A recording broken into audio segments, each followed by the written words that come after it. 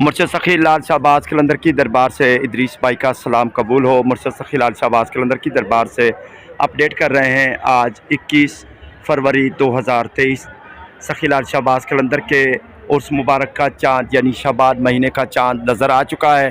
کل سے یعنی 22 سے یکم شعبان تصور کیا جائے گا، اسی لیے مرشد سخی لال شہباز قلندر کی جو عرس مبارک کی تاریخ ہے، یعنی عرس مبارک میں باقی 17 دن رہ گئے ہیں۔